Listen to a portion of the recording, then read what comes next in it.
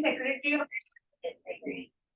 Chartered Institute of Transport in India in the past, and he was also Honorary Secretary of the Institute of Urban Transport India during 2005 to 7, and is a fellow member of the Institute of Town Planners India and member of IRC-IRD and a member of several committees of Ministry of Urban Development.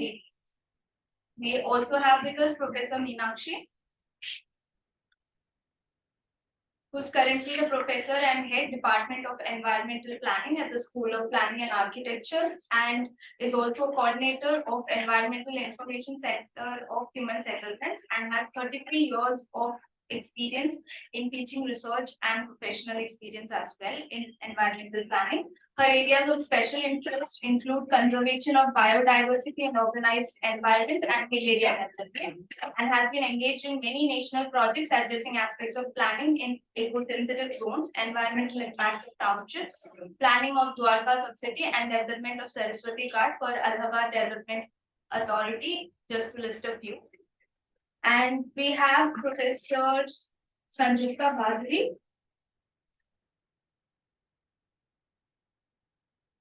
Professor Sanjita has 33 years of professional research and teaching experience in the fields of urban planning, environmental planning, and her areas of special interest are smart cities, sustainable development of settlements, participatory planning, social aspects related to planning, disaster management, urban environmental management, assessment of environmental impacts, energy and urban development, environmental quality assessment, quality of human settlement, and she has been working in SPA Delhi for 35 years in various positions. And I'm not sure if but we also have Professor Anil Gupta from National Institute of Disaster Management, who will be joining us shortly from Bonn, Germany. And I'll just give a brief introduction for Professor Gupta, just in case he is able to join.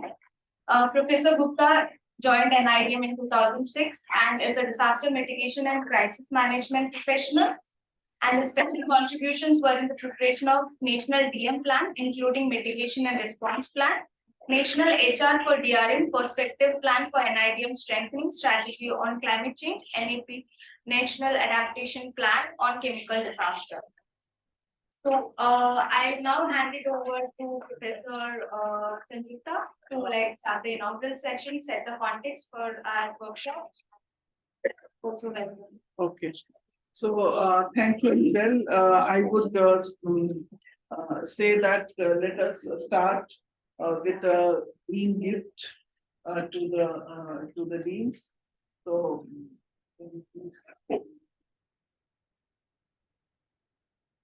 Michelle.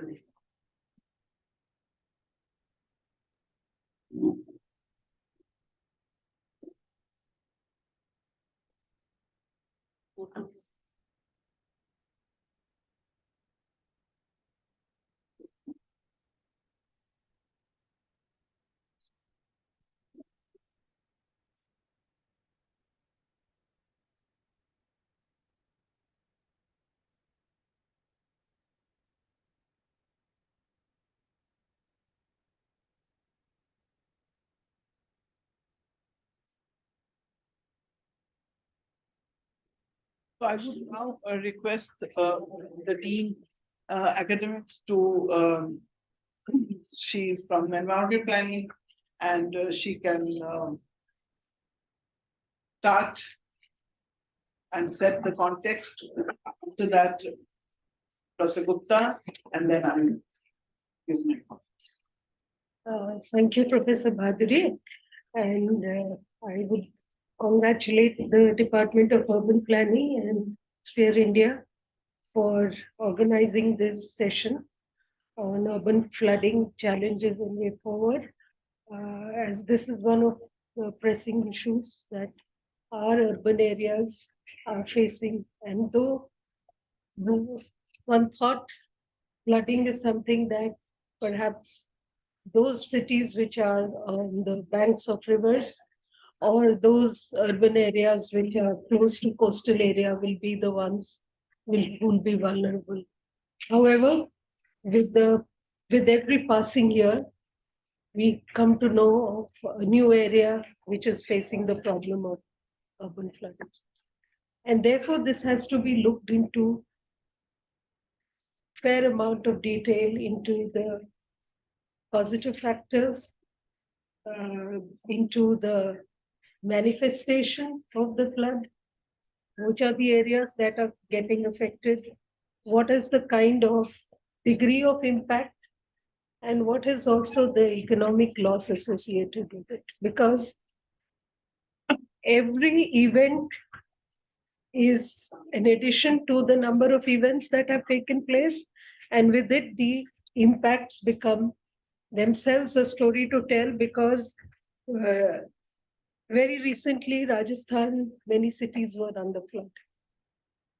I remember a couple of years back, the Jawaharlal Nehru Road in Jaipur was flooded, right?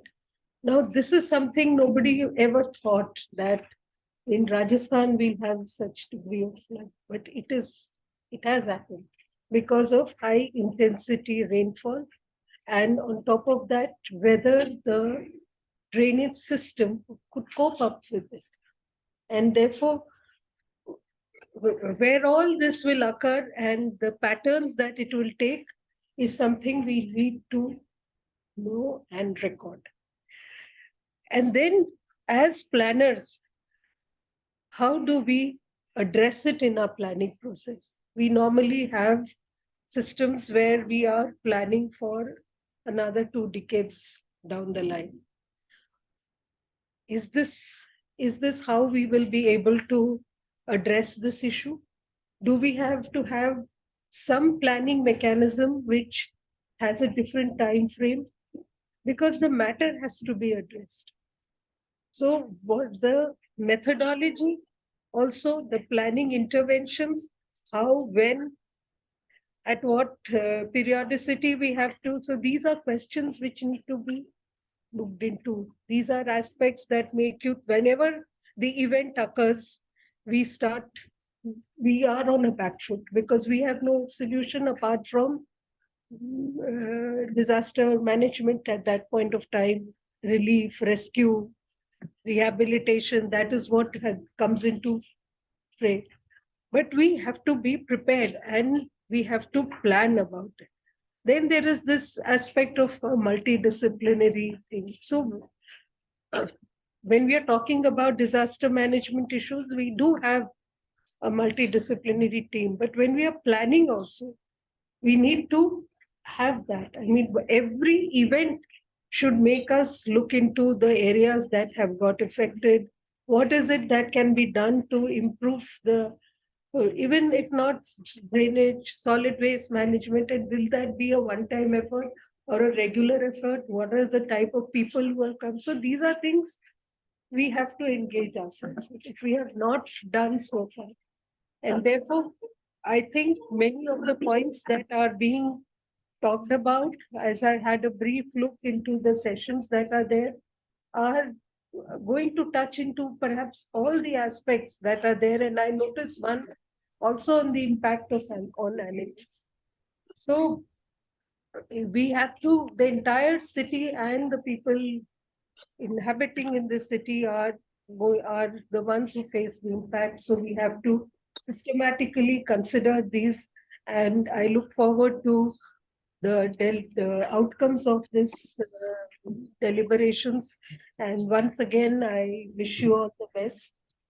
And thank you very much for inviting me. I would request Dr. please. So, Bhaduri, Spare India for organizing this very topical, it's a workshop, I think. Well, we all know that urban flooding is now a global concern. It's not only limited to global South countries. It's as much a problem in US, Australia, Canada. You name any developed countries.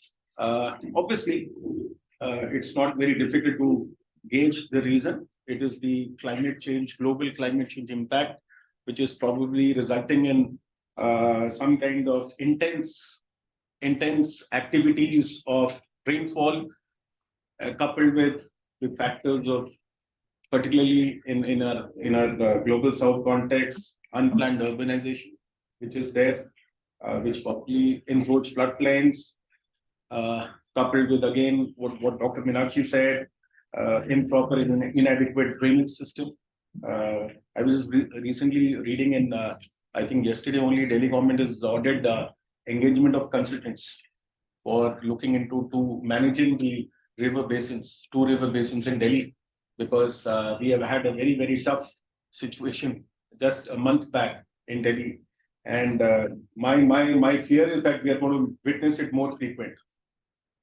We are just going to witness more frequent. We have to actually start getting prepared that you're going to have lockout time in such periods until you do something which is very drastic, in terms of containment, issues of improper waste management. We don't do a periodic maintenance of our drainage facilities, construction in floodplain. So you have whole plethora of reasons why flooding happens. And I think as a town planner, urban planner, probably you may not be able to address all of them, because some of the issues are beyond planning. They are more of managerial, taking actions, proactive. How cities do make effort pre-monsoon, during monsoon, post-monsoon, what kind of efforts need to be there so that the cities don't get flooded. But as I told, that there is some other phenomenon at the global level which is actually upsetting all your preparation. You're caught by surprise. Your drainage network is not designed to handle that kind of rainfall. As simple as that. I mean, we need to think of something what Tokyo has done, of underground, reservoirs by which they collect the storm water and probably take it away. Almost, I'm told 6.5 kilometer underground tunnel is there, and they've got huge cylinders where they store all the storm water and then it is pushed out. So something very drastic of those, at least in big cities, will have to be thought of. Otherwise, we are going to be marooned most of the time, and the implication would be that it is going to have a very drastic effect on the infra. I was part of a study on climate science with Oslo University, and we did some quick mapping, and we found that, well, if there is a 1 mm rainfall happening, it results in almost 2.5 minutes of delay in travel time. So for every 1 mm rainfall, the traffic gets delayed by 2.5 minutes. So one can imagine that if you were to talk about only transport per se, is our transport network resilient to kind of take care of such downpour which is going to happen? Are we ready with the strategies that how people will have to be moved from one place to the other? What kind of systems will have to be operated? If the bus cannot move, metro, do we have enough capacity in metro to move people from one place to the other? I'm just giving one example of a transport sector. Similarly, there was some mapping. The rise in rainfall intensity between 1986 and 2016 in Delhi has actually increased from 13.2 mm per hour to 22.9 mm per hour. So you have those peaks happening in rainfall intensity, and that is where your drainage network is not able to cope up with the kind of rainfall which gets accumulated. Your flooded area is increasing almost at a 2.5% every year. So what floodable area was in 86, 300 square kilometer in Delhi, jumped to 650 kilometers in 2016. Now these are the areas of concern, that how maybe in times to come the entire city will get actually flooded. So how we need to kind of be proactive and look up into strategies which are which make us adaptable to such calamities, which eventually is going to happen. Until there's something, and we all know, we see every day in television that today Beijing is marooned, this city is marooned, and we all have seen how Chinese have kind of saved Beijing from maroon by diverting the flood to a small town, where and Beijing was actually saved. Now they have that kind of capacity to do that kind of diversion. Is that the right approach, first of all, or do we have the capacity to do that? In case of Delhi, we have seen Delhi's classical reason why we were flooded, in Delhi. So, I mean, there are plethora of issues one can kind of discuss, though I'm not a domain expert on urban flood per se, but I think it is a matter of concern. I feel it should be a matter of concern for all town planners in times to come. We should keep on doing more of works and some kind of, let's put it, demonstrative, projects on a smaller scale, wherein we probably work out what kind of urban flood resilience strategies can be, brought about in cities and what have been impacts. So with these few words, I think I again would like to welcome all the participants in the gathering. Congratulations to Professor Bhaduri for organizing this such an important, and I'm sure for all the students it will be a great moment. Thank you. Thank you. Thank you, Dr. Gupta. Now, I would request Professor Anil Gupta to, he is far away. He's in Germany right now, but I would welcome him and please give your, because he has to rush to some other, he has some other engagement. So please give your views and welcome again. So thank you, and the good morning from the Bonn in Germany, and good afternoon to all in New Delhi. And my compliments to the School for Planning and Architecture and all the partners, Sphere India and many others, for organizing this very important workshop. In fact, this topic has not become important all of a sudden, but past 20 years or so, there has been discussions, but now it has become, I would say, that a very urgent issue. And the recent deluge in Delhi has reinforced the need. And I think the SPA's call on this issue is very, very relevant, because the planning and design, I think these are very important dimensions. I am just talking from the UN campus in Bonn, and just on my my back, you can see the Rhine River. And I think that makes this context very relevant, because this river, you see now that that's very clean, and now you can see even the Benthic region.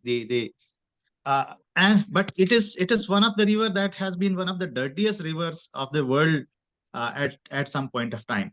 So the message is that basically the many things are linked to the effective management of water resources, and I consider that urban flood management also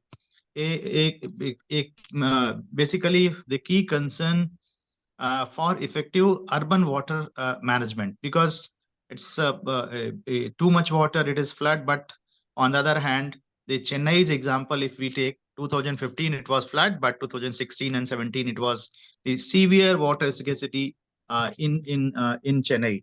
So the floods, drought, heat, these kind of climatic extremities are now have become common for urban systems, and the people are same, the departments are same, the planners are same, who have to prepare the mitigation strategies and do whatever are needed, including the disaster response for all kind of disasters. So basically, one thing is that looking for urban flood while is important, but it can be more effective if we look at in an integrated way. So all water and climate related problems together. So this is one thing. Second thing, basically urban flood now we consider as a disaster. But if we recall that 2005 or 6, we never thought that urban flood will become a disaster, but it has been a kind of a municipal water related issue, or normal municipal the related challenge. And 2005, the Mumbai was flooded. 2006, many other cities, including Bhopal, Bengaluru, the Surat. And I recall that the first the systemic study was undertaken by the National Institute of Disaster Management. I was the coordinator of that study for 8 cities in India. And that time, not only the cities in India they started getting flooded, but many cities in the region. So Dhaka, Islamabad, many other cities were getting flooded. So, and now the scene is that none of the city or town is free from flooding. Even the cities in Rajasthan, even the cities in the region where the rainfall is very, very less. So basically, what is the message? Message is that it is our failure to understand the dynamics of land and water relations. And basically, here I am in a meeting on ecosystem approach to disaster risk reduction at the UN campus. And the yesterday also we have been discussing that now this is the time we look at the all the planning approaches based on the landscape and the watershed based urban planning. So I think these are the new lessons and the new tools that are being talked about, like watershed based urban planning. And then when the major infrastructure projects are being created, for example, new airports are coming, we are talking about the new integration to the feasibility studies and the EIA of the new the airports or highways, like the disaster impact assessment. So I think many new things are coming, but it is not important that how many new things we are talking about. More important thing would be that not reinventing the wheel and creating another layers of complexities, but making the urban flood mitigation and resilience more simpler. So basically, how do we make it more simpler? We understand the basically the current and futuristic needs. And I think past 3 or 4 weeks now there is a great discussion started in our country about carrying capacity, as if this is something a very new concept. It is not a new concept. I recall 1995 to 1993 to 96. I was a part of the team for carrying out carrying capacity based planning for NCR region. That time I was working with Niri Nagpur and here IIT Delhi and the Indian Institute of Remote Sensing. Many other partners were also there. So basically, we will have to see the current and future projections in terms of needs, in terms of the requirements of drainage, in terms of requirement of storm water pressure. And basically, then we will have to see that how do we look at the natural gradient. Many times what is happening in the cities, we don't look at the natural gradient and we try to create. We tried, in fact, in the past. Now, in fact, the urban planning has started taking cognizance of these issues, and over past 5 or 10 years, there has been a lot of improvement. But in the planning, but what is the next gap then? So when planning is better, the implementation, there is a huge gap. So basically, it is the entire cycle we have to see. Maybe our modeling is effective, maybe then our planning is effective, but if the implementation on ground is not correct to the point to the mark, I think all the efforts fail. So basically, it requires a kind of a more holistic view from landscape based the understanding of the hydrological regime, improving planning process, but also looking at the design concerns. Like we have created buildings like Akshardham. We know that there could have been a better model. We know that land is a limiting factor, and we have to construct the infrastructure. We have to create places for people to live. We have to create places for the commercial activities. But what kind of alternatives we can have? So the infrastructure also sustains, the business also sustains, and there is a least hindrance with the runoff. So I think these are these are the critical issues we may look at.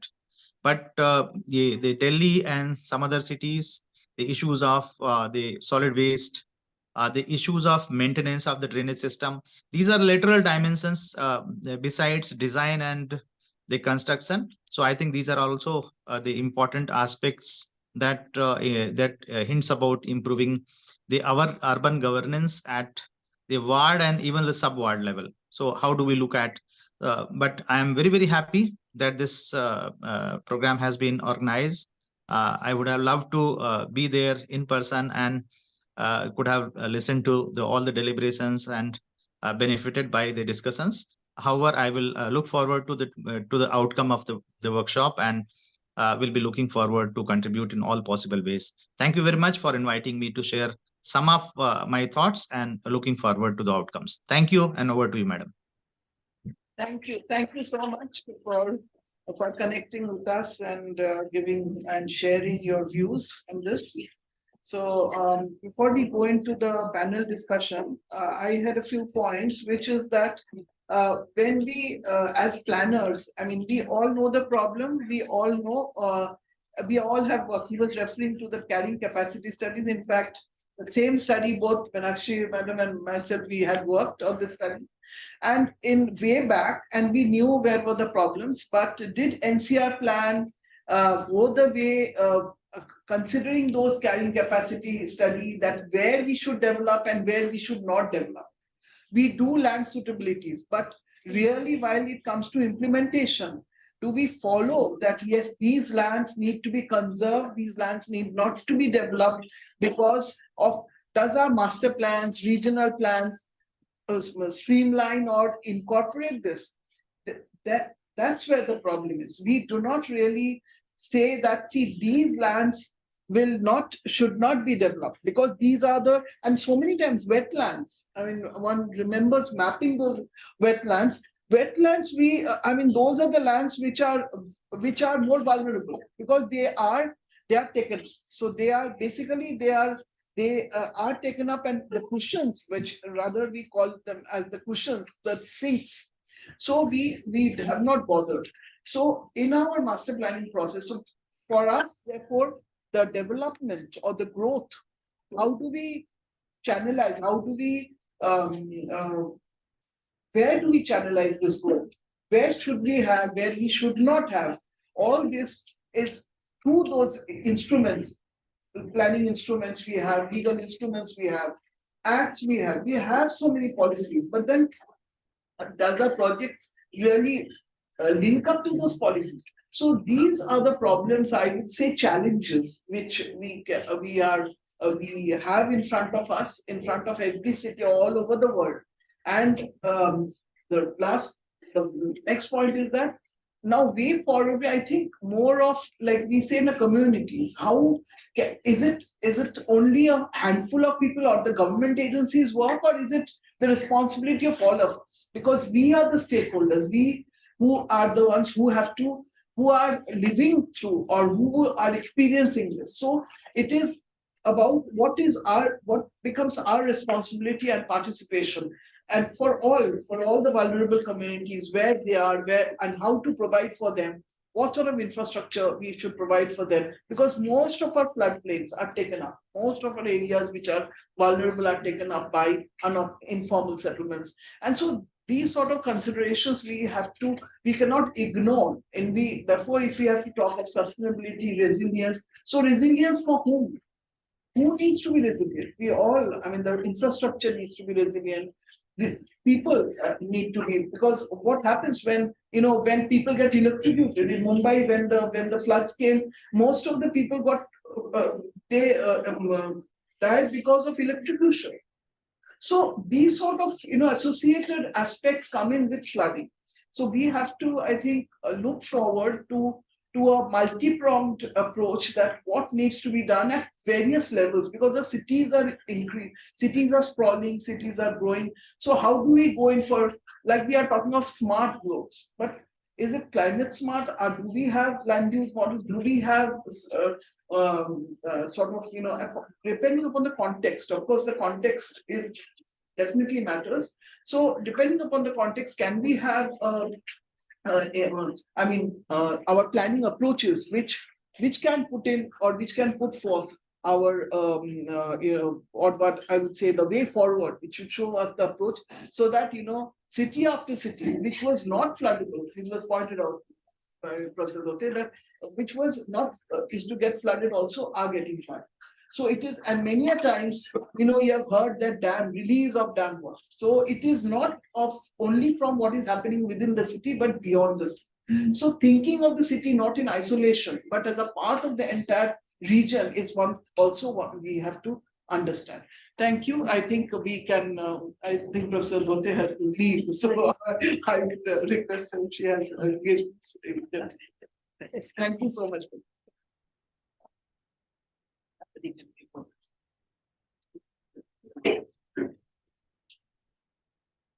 So with that, now we'll go ahead with a panel discussion. And we have, in fact, Professor Anil Gupta has already spoken. And now we have Paramita Datta De. She would be speaking on urban flooding and wash challenges. She is head of resources and waste and program lead SCIP and in NIUA. And maybe I would request Michelle to introduce introduce Paramita. She, of course, she is an alumnus from SPA Delhi, but still I think. We have with us Ms. Paramita, who's a city planner with over 25 years of experience in urban development. She heads the resources and waste unit at NIUA and is the program lead for sustainable cities and water and sanitation program at NIUA. And she has worked to bridge the gap between infrastructure policy and practice through South Asian Urban Knowledge Hub and has helped create innovation labs on urban wash solutions in Indian cities. She has worked with several ministries and with internationally funded projects. So over to you, Ms. Paramita. Thank you. Thank you to the hosting team of Sphere and SPA. My sincere apologies for not being able to join in person. And my very good afternoon to all my professors. I have been your student and I really wanted to come, but there was a little bit of goof up, so I'm not able to make it in person. So I'll get into the topic. I have prepared a short presentation, so please allow me to share my screen.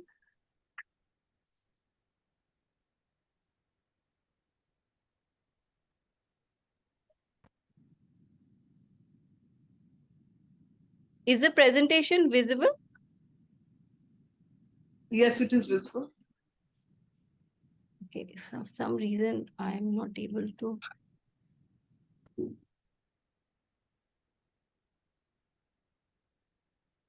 It says your screen sharing is paused. Let me just do that again.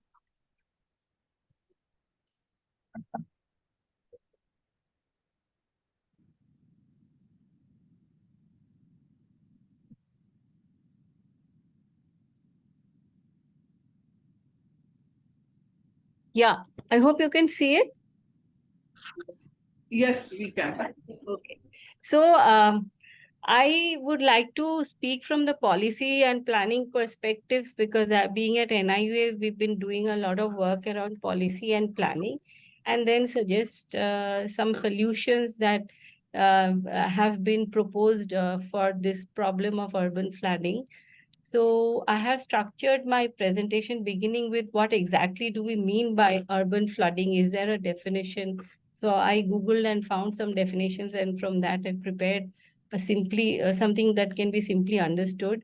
And we've all spoken about the causes. So causes, impacts, and policy framework and regulation, what is being done. And finally, I'd like to focus on nature-based solutions and integrated urban water management as the solutions going forward.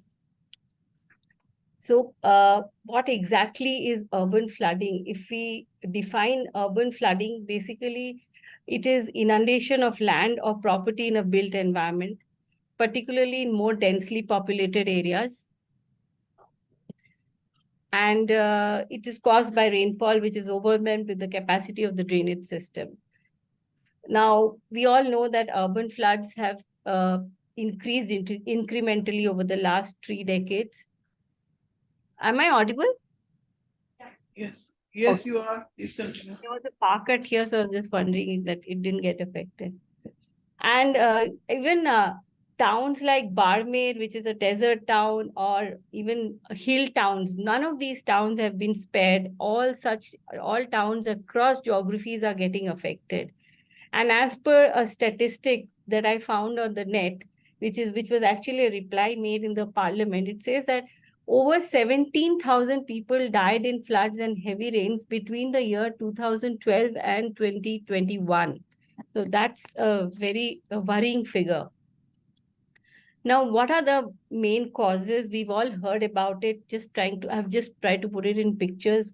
One, of course, is climate change, because that is leading to extremes.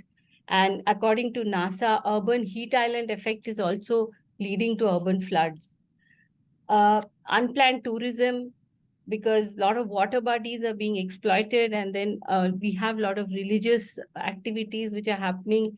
So a lot of waste is going into our water bodies, clogging our water bodies, increasing the runoff. And even examples are there where oil spillage from boats in Kerala, that has also caused a lot of pollution in the water bodies, and therefore leading to urban flooding.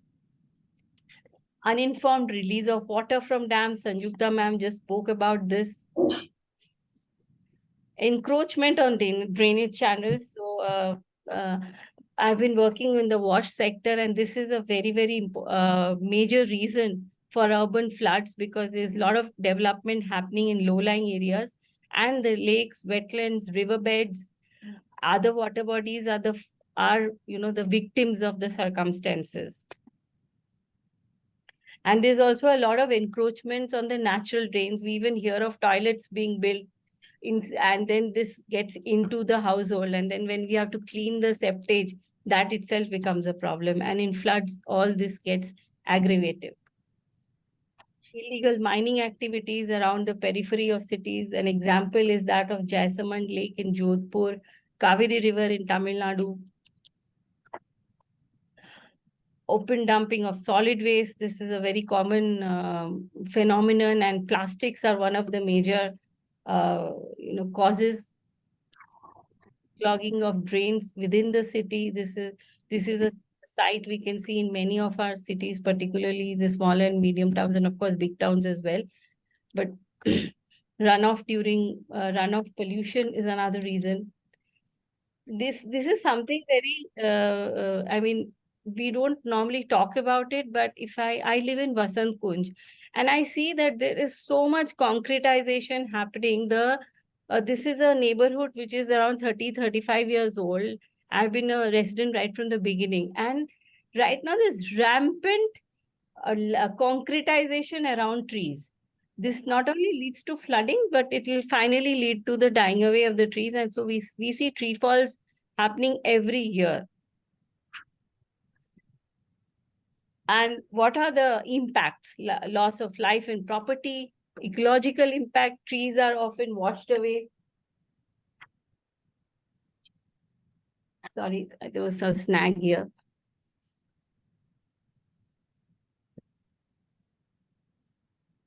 There's a lot of impact on animal and human health, the stagnation of stormwater and contamination of the water that we drink. And finally, there's a lot of psychological impact. So there are a few case studies I looked up.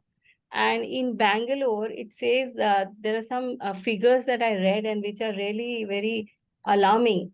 They say that many lakes were encroached for illegal buildings, and this is about 54% of the total lakes that were available in Bangalore. Nearly 66% of the lakes are sewage fed, 14% are surrounded by slums, and 72% showed loss of catchment area. And then in Mumbai, there are some figures. The drainage in Mumbai is more than 100 years old, and it has a capacity to bear 25 mm of rain per hour, which is highly insufficient during the high-intensity monsoons that Mumbai is facing since the last few years. There's poor management of solid waste, and 23% of the drains are affected. This is despite all the efforts. And the river is also shrinking. The Mithi River that used to be once several hundred meters wide, which is reduced to about only 40 meters width.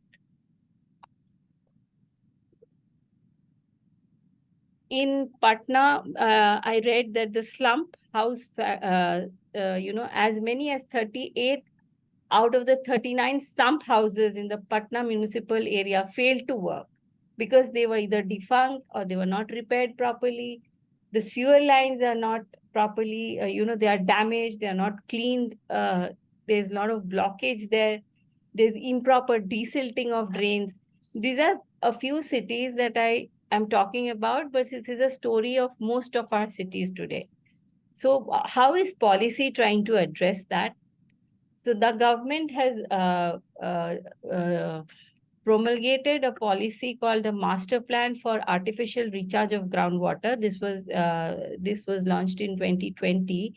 According to this, the CGWB, the Central Groundwater Board, in collaboration with states and UTs, is supposed to work on a master plan for artificial recharge of groundwater, and it envisages construction about 1.42 crore rainwater harvesting and artificial recharge structure. It is supposed to harness about 185 BCM of water.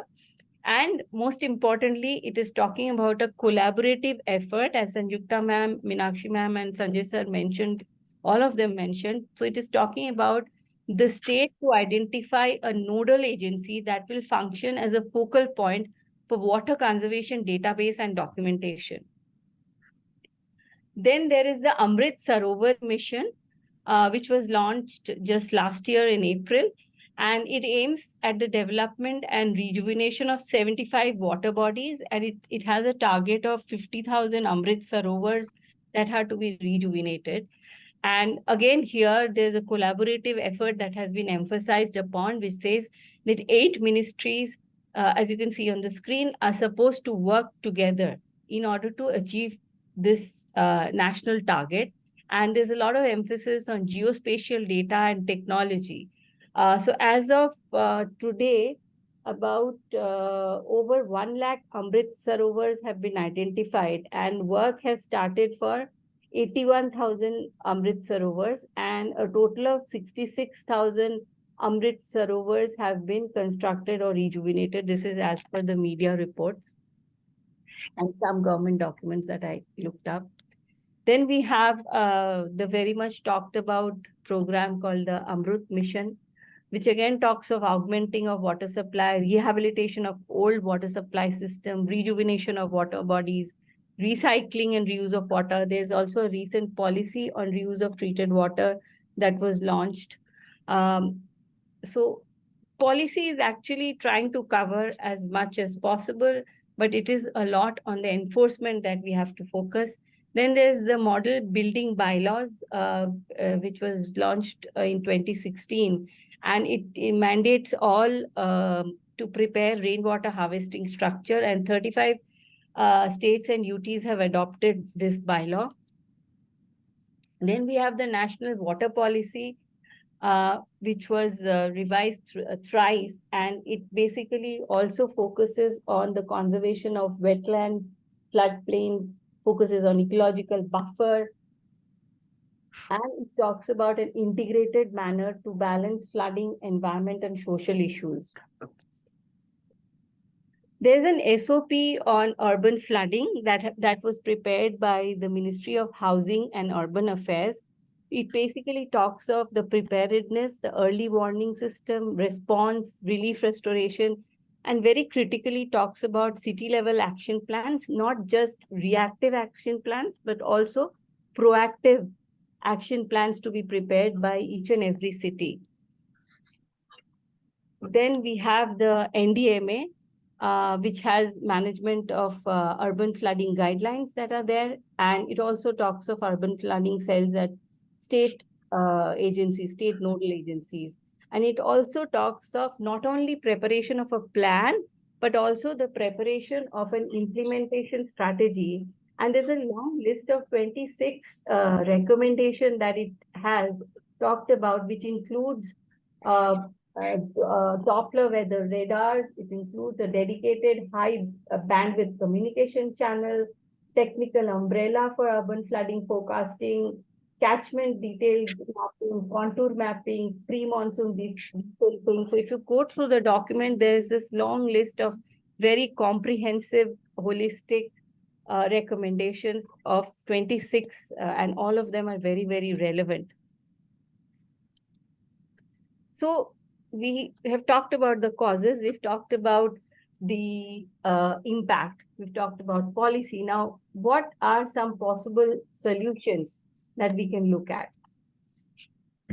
We need to, primarily what we need to do is we need to shift from a gray infrastructure to green infrastructure. And now there is a term called blue-green infrastructure, gray-green infrastructure, all that is being talked about.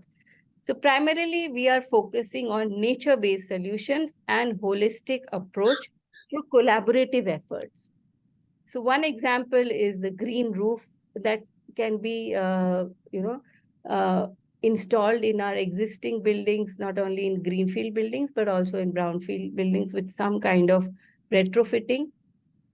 This is an example of green energy generation on the green roofs in Switzerland. Then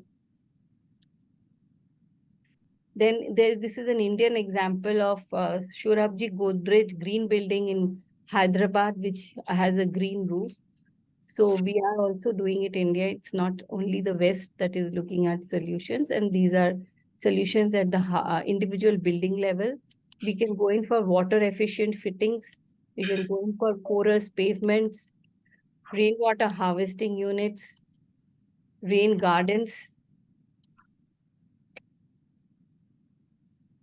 bioswales. They capture a lot of runoff from large areas of impervious surfaces like streets. Like we are concretizing our streets, but bioswales can not only make our streets look beautiful, but it also serves the purpose of managing urban floods.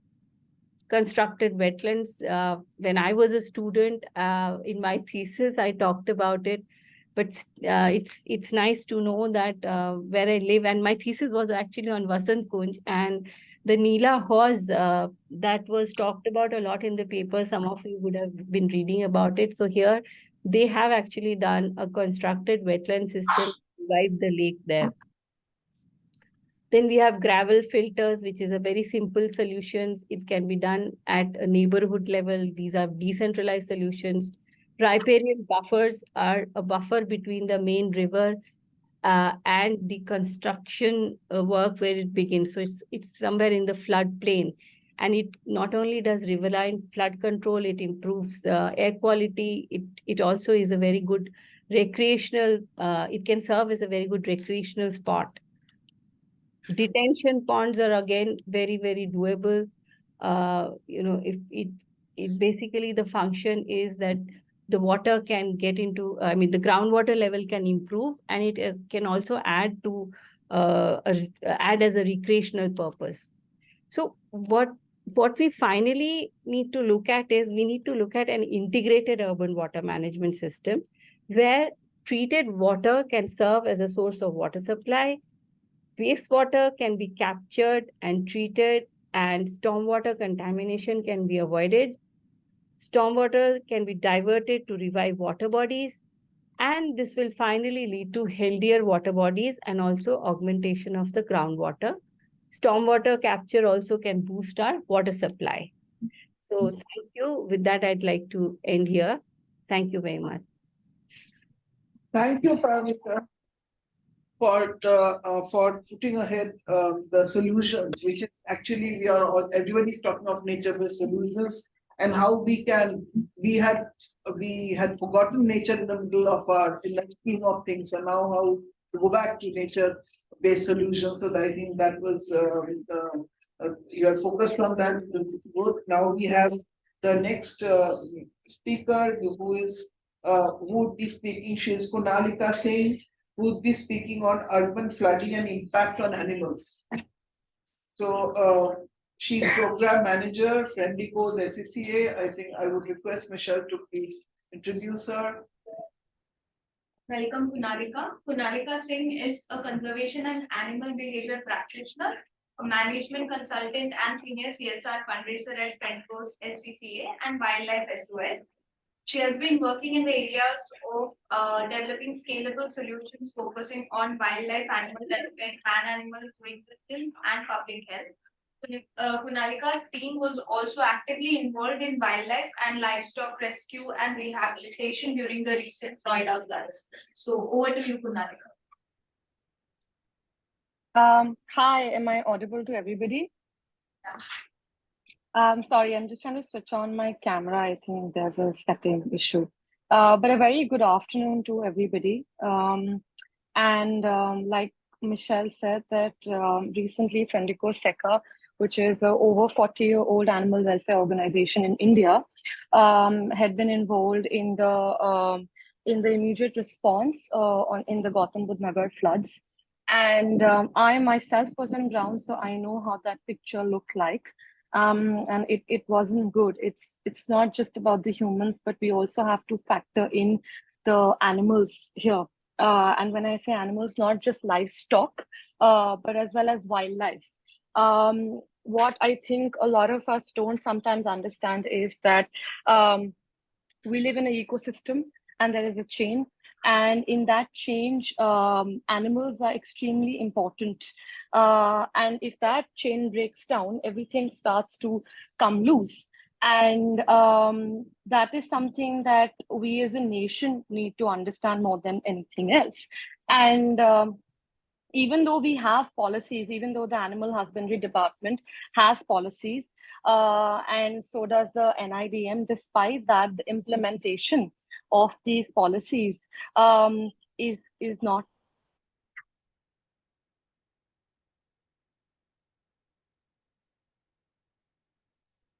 Kunalika, we can't hear you.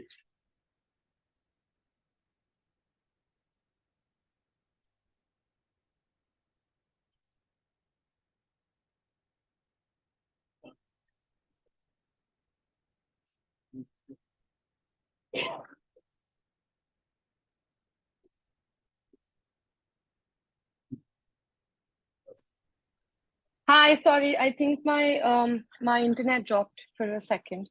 Sorry about that. But yeah, I was saying that, more than actually 1.98 lakh cattle have lost their lives in just floods. And why is disaster management program important for animals? Animals are often the forgotten victims of disasters. And in India, animals are at the heart of everything, be it family, be it culture, be it livelihood. Animals are an intrinsic part of our lives. And it's ironical that animals have been missing out of this picture till now. And even though we have, even though the disaster management program, which has been launched by the Department of Animal Husbandry, has, divided it into three parts. One is pre-disaster preparedness, second is the disaster response, and third is the post-disaster plan.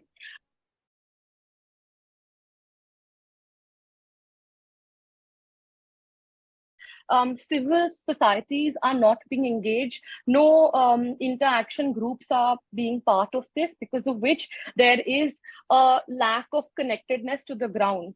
For example, when this recent disaster happened, the urban flooding happened, Fendicos, along with some other animal welfare organizations, were on the ground trying to rescue animals. However, this was not possible without NDRF. Because the boats and the other rescue equipment belong to them. However, even though the NDRF has been trained over the years in rescuing animals, despite that, when I was on ground, I saw that many of them did not know how to rescue animals, and thus they had to take help from us. So there has to be an ongoing training program, which the World Society for Protection of Animals had started a few years ago when they were training NDRF and SDRF. However, I think there's been a bit of a gap in that program, due to which, again, animals have suffered in recent disasters, not just in floods. Over 94,830 animals perish every year, not just in floods alone. And the losses and impact on account of other disasters on animals are significant. And these challenges are increasing many-fold with the environmental threats faced by the planet. However, despite that, we don't take it seriously as people.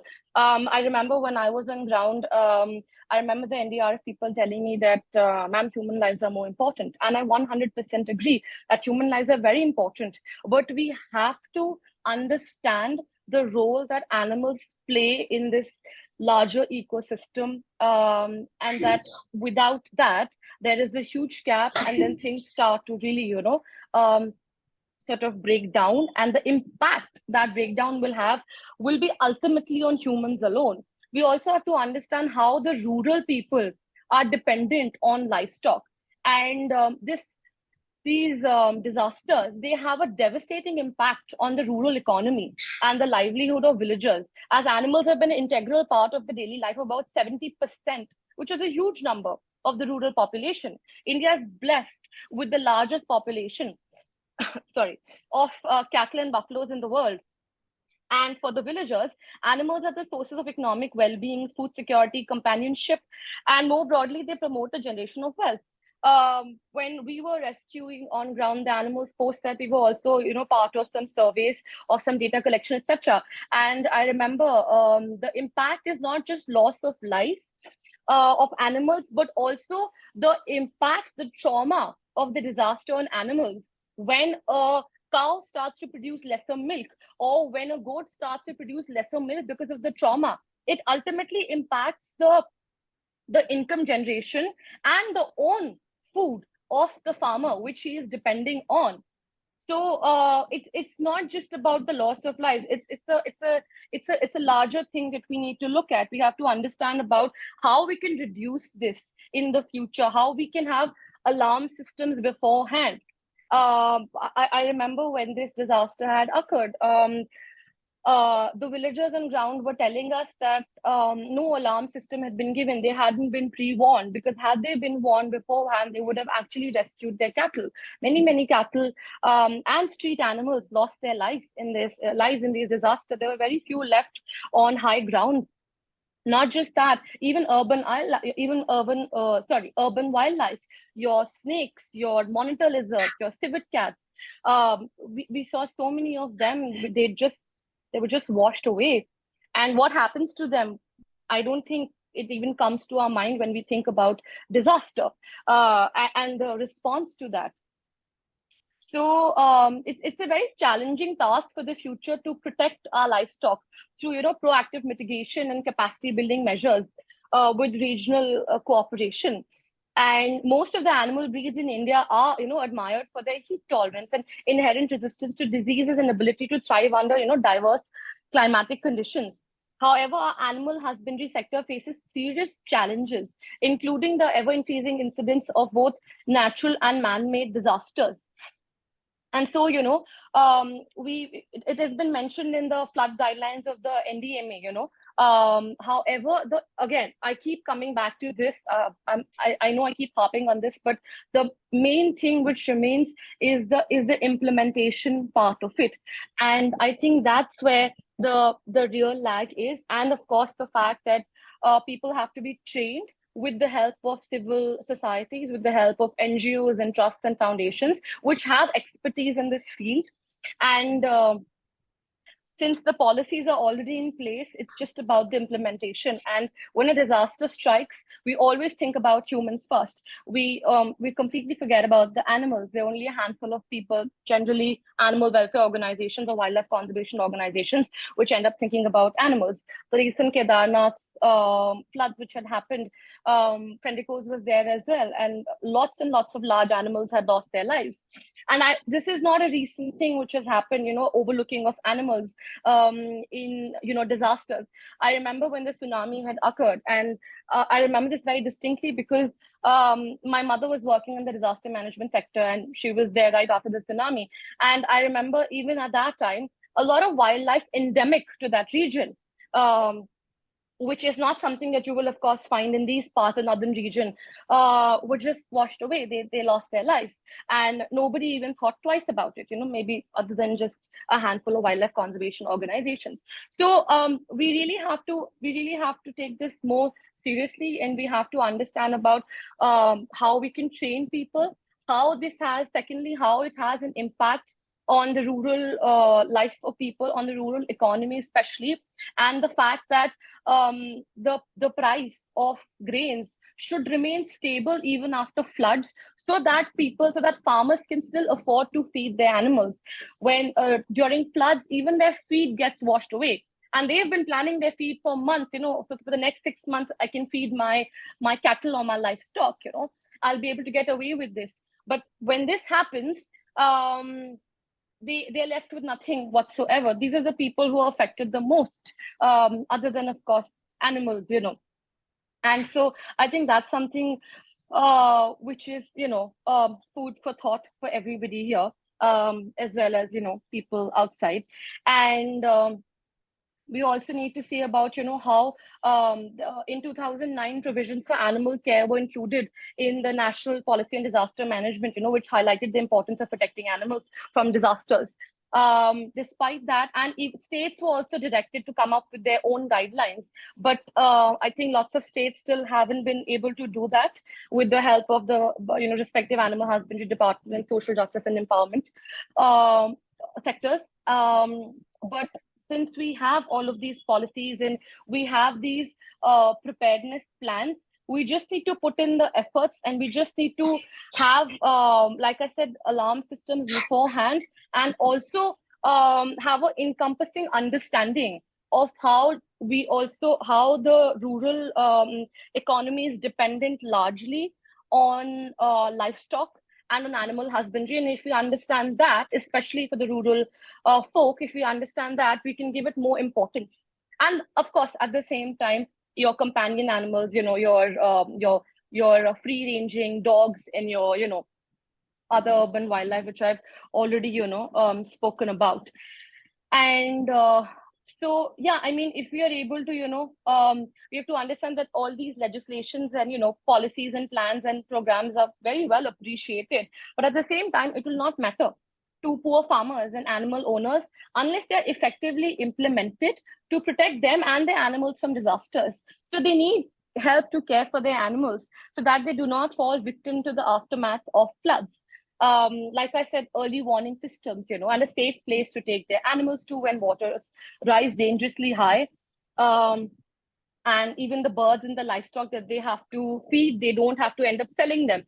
Otherwise, generally what ends up happening is to feed their own selves, to survive on their own, they have to end up selling their livestock, which has a huge impact on them, because it's not, of course, economy and, the self-sustenance is a huge part for the farmers, but they also have an emotional attachment. And I remember when I was here on the ground, a lot of people were able to rescue their cows and their buffaloes, their cattle. And when I asked them, would you be willing to sell your cattle if need be to, sustain yourselves? Most of them said no. They said if push comes to shove, yes, but otherwise we wouldn't want to, We are very attached to our cattle. So I think just the basic understandings of these, of what I shared today, and of course, everybody before me, previous speakers have beautifully spoken about urban flooding, so I won't go into that.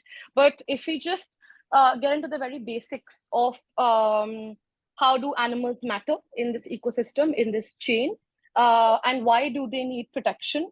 The fact that somebody spoke about concretization, the fact that we are encroaching into their world, into their space, I think speaks volumes about why do they need protection now during natural disasters.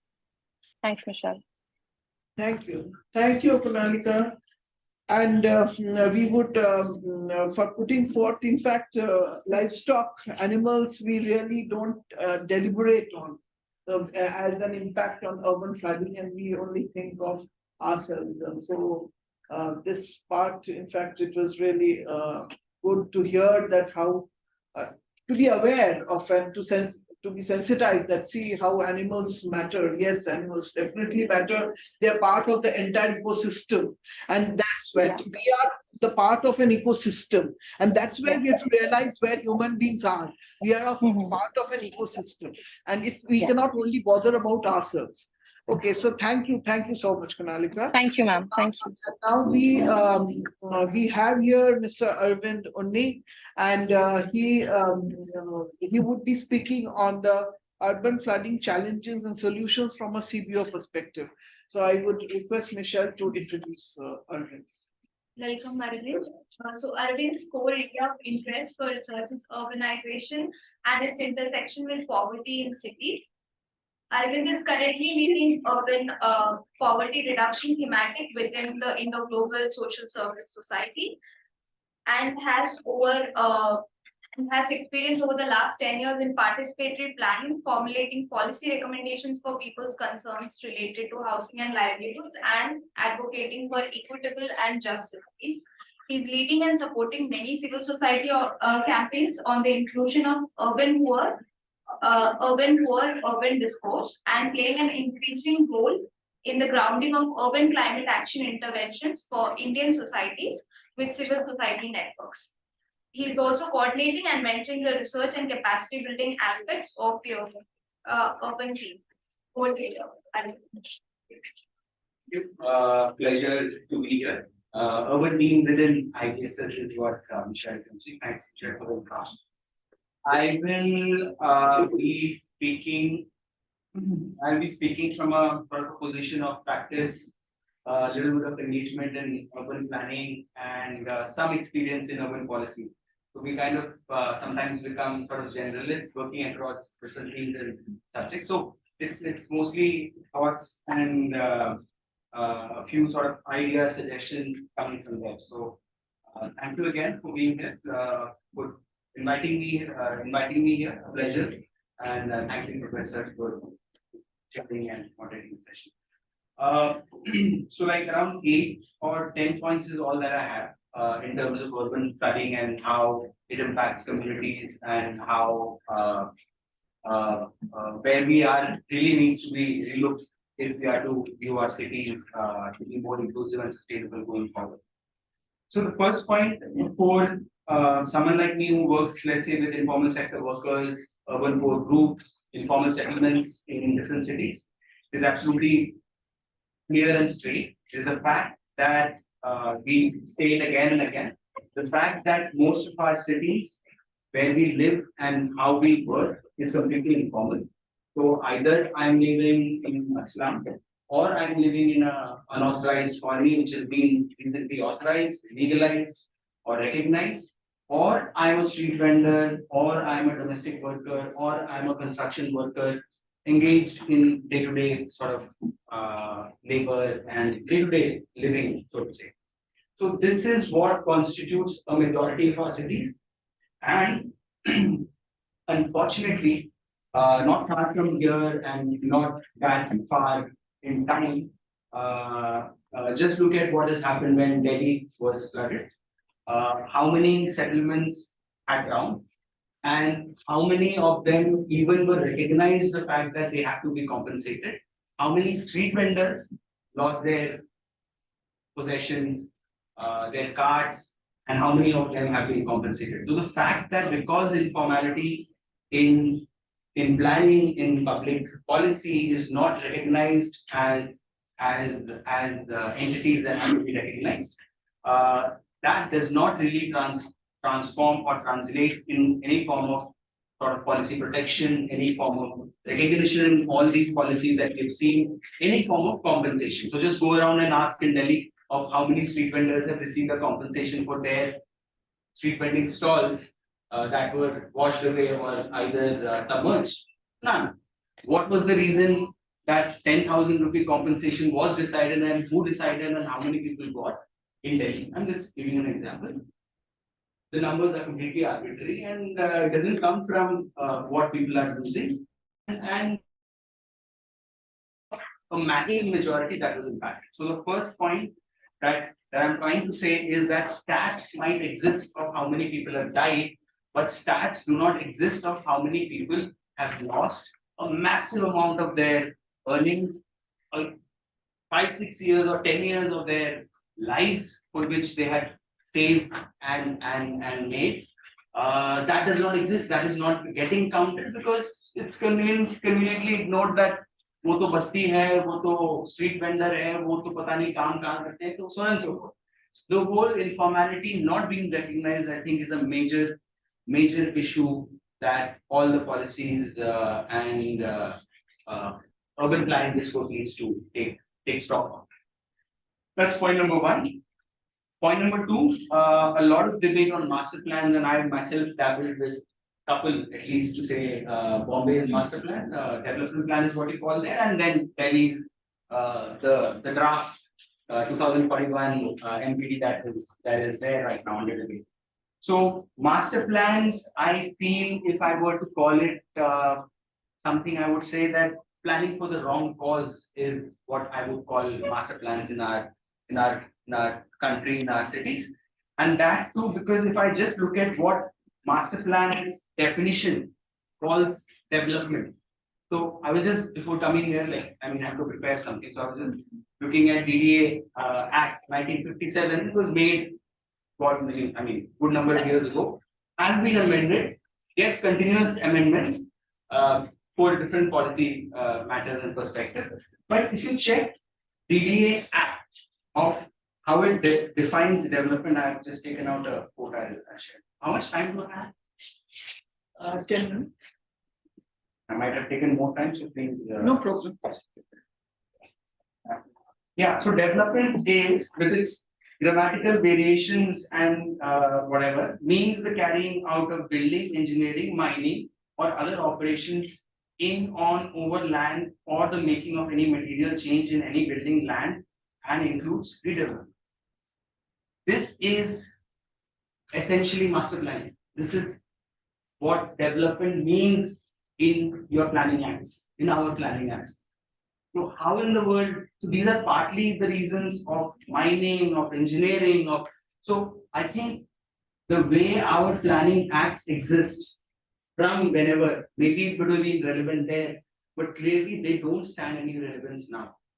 And that's just not DDA Act. This is mostly all town planning acts that do not have any reference to any of the nice terms that our preceding speakers have spoken on, which would be urban flood. It doesn't have reference to urban flooding, environment, nature, nature-based solutions, so on and so forth. Do not find any mention in our town planning acts, and we are yet making plans basis those town planning acts. So I just feel the other point is that what we have imagined development to be, all this while, is not going to be how we see development in the future, and that really needs to be rethought, really needs to be reframed, rewired. Otherwise, we will be going around demolishing the development that we have created, which we are doing in some of the cities in the form of clearing the nalas or clearing the waterways as per old existing plans, and then carrying out evictions and demolition. So really to relook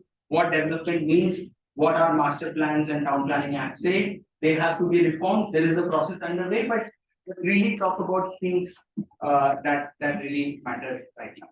Third point, I think sometimes less of a planning is also quite useful, especially in urban plans, because there is a tendency in our cities where one person does some riverfront development in some city, and it gets picked up all across cities in smart city plans. So those are so I think now around 30, as per the latest count, I don't know, around 35-40 cities now have riverfront development plans.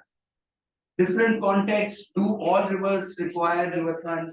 Do all rivers require the same kind of treatment? No, rivers are systems. They are ecosystems. They have to be dealt differently. But unfortunately, in our country and our society, sometimes we pick up the wrong examples and scale them. So sometimes, again, my argument here is that when we are doing a lot of planning, especially with natural systems, river systems, water systems, we are messing up what is actually better of not being planned with what happened.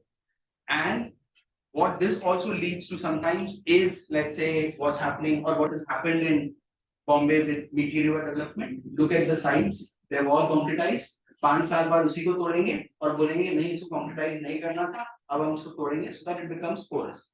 Look at what's happening in Chennai. They have carried out massive evictions of people, of communities from Kuvam riverfront because they feel, sometimes rightly also, that river systems have to be protected, so on and so forth.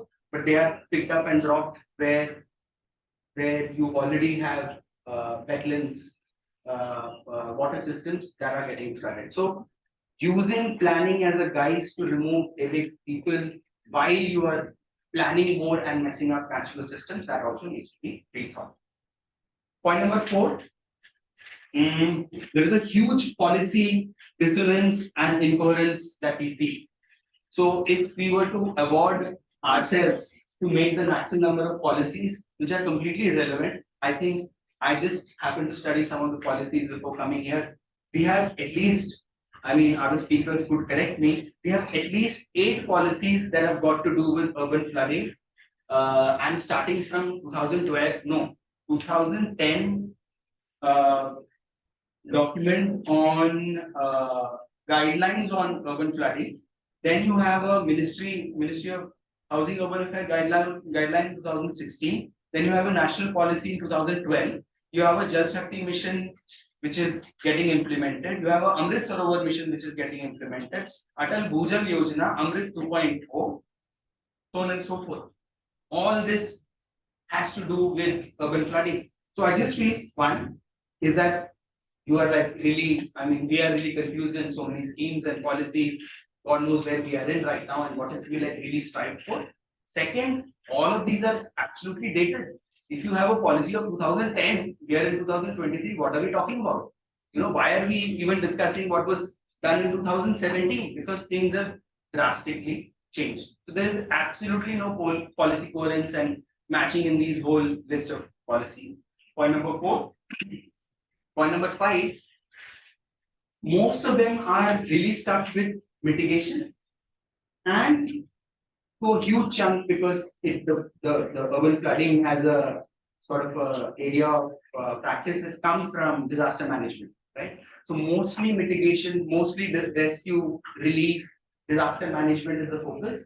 Nothing about adaptation, nothing about, I'm commenting on our speaker before this, Paramita, who spoke before this, nothing on nature-based solutions, nothing on resilience building. So things have moved on in the last decade or so and is clearly not visible in our documents and policies. And you look at Delhi Disaster Management Act, flood action plan, so on and so forth, all is like keep on isko uthayega, bachayega.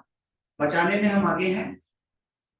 No, I mean, we should do that. Every human life, animal life, or any life for that matter is absolutely critical. But when people lose intergenerational wealth or resources that they have created for themselves, I think that's equally a massive thing that we need to talk about and address. So I think perspective has shifted from rescue, rehabilitation, disaster management to mitigation, adaptation, and things have moved on. We are still a decade back. Point number 6, I was also used to kind of also see that Delhi's flood management is being dealt by irrigation and flood management department. Kind of like exemplifies what we are saying is wrong with the whole issue, right?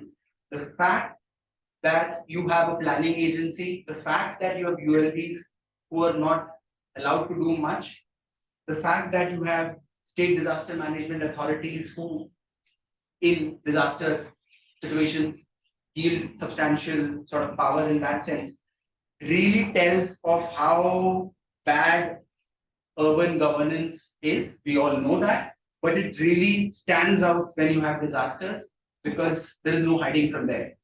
Pani, bijli, housing, so on and so forth would be, I mean, there are 100 reasons of कि वो उसका जिम्मेदारी था, ये इसका जिम्मेदारी था. But disaster जब आता है, तो people lose lives and there's no hiding on who's responsible for what. And that really stands out. And Delhi is a perfect example of what really should not be the case in that sense. So really to look at urban governance, sometimes people say that 74th Amendment is all a sort of a, trying to flag a dead horse and so on and so forth. But really, if we are looking at flood management, going forward and to have better cities, better managed cities, there is no other route that we have but decentralized urban governance with actual powers. Bringing me to the 7th point, just a couple more points then I'll close. That once we hope and imagine that ULBs have the power and resources, when will the people and communities have the power, which is where I would kind of stress on. The fact that we talk about blue, green, gray, infrastructure, so on and so forth, one thing that really sort of differentiates what, let's say, Odisha does when it deals with disasters, or let's say what Kerala does when it deals with disasters, is that you have a thing called social infrastructure, which stands up when there is a crisis, which stands up to deliver when the government also sometimes cannot deliver. That is what needs to be stressed upon. So we are right now struggling to empower our ULBs. So we really have to think of how do we empower communities and people. But really, that is frankly the only way forward, and especially when you have less resources, less capacity to leverage on communities and people is the only way forward. There could be many ways, many attempts that are already being done, but we need to really push for that. Including people with community participation, basic things that could be done is that we need to map vulnerabilities, we need to have assessments, we need to have community-wide assessments for the damages that they might face with simple contour maps, so on and so forth, and do this across cities, because to have those communities, there is no point in engaging with communities, let's say in Lodi Road or Vasant Kunj and so on and so forth, when you have people and communities who are more affected, more marginal. So how do we get to those? Have our cities done it? I don't know about Delhi, but most of our cities have not done it. So how do we create those data sets? And data sets that are not just restricted to integrated control centers or war rooms, so on and so forth, but actually having coming from people's practice and people's lived experiences. That is point number 8. Last point is that conclusion in a way that when we talk so much about, let's say, blue-green infrastructure, sponge cities, permeable cities, nature-based solutions, so on and so forth. I mean, we really have to think of what do we want with all these nice terms that sound really well, but how do they really implement on the ground? What are the guidelines for it? What are the standards for it? What are the best practice documentation for it? There are civil society organizations doing it, but the state really needs to pull up its socks and do this standardization that is required. Standardization, not the smart city kind of a standardization which can be picked up by USBs and scaled, replicated across, but that has to be done. Like I am a very big critiquer of what is done in the draft master plan for Delhi. But on one aspect, I have to give that there is a decent enough effort made to, I'm just giving an example, a decent enough effort made on green-blue infrastructure. Talks about how do we map, protect, regulate, add to green-blue infrastructure, and coming out with new ways of doing it through some green-blue factors, so on and so forth. So attempts like this have been made. How do we take it forward? And have some sort of a urban resilience framework which brings together these different policies that also need to be relooked because they're quite old and relevant to 2023 and looking forward.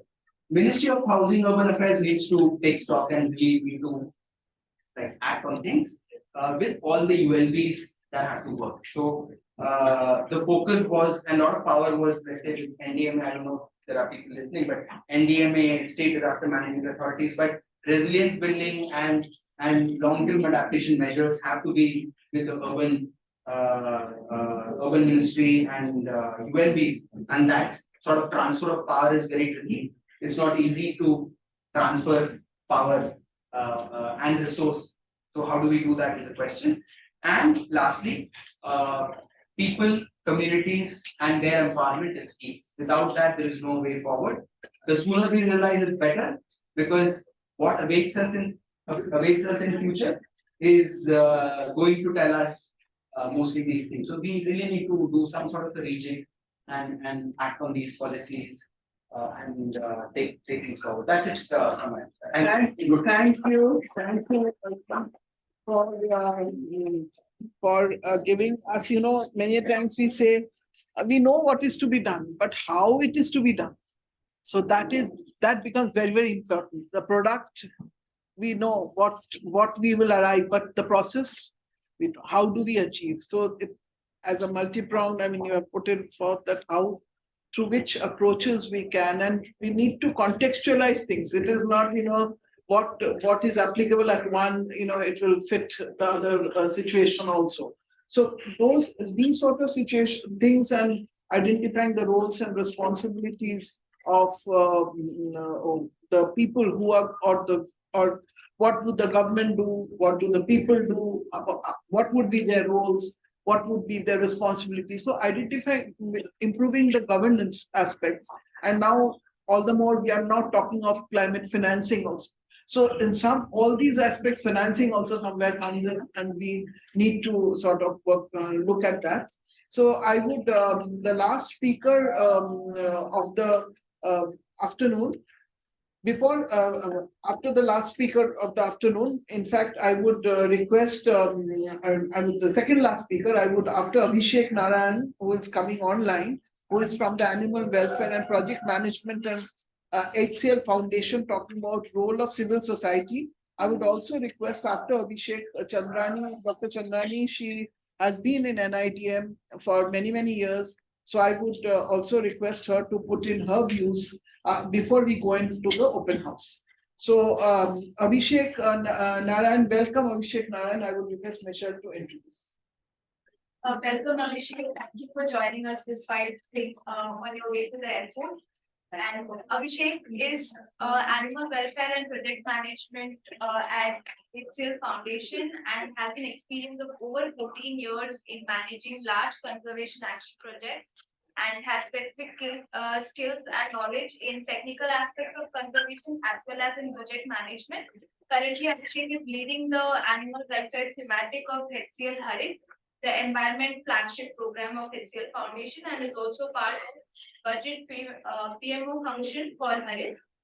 Abhishek was also very actively involved in response and relief efforts for the recent Noida floods, along with their dedicated local partners. So, what do you, Abhishek? Welcome, Abhishek.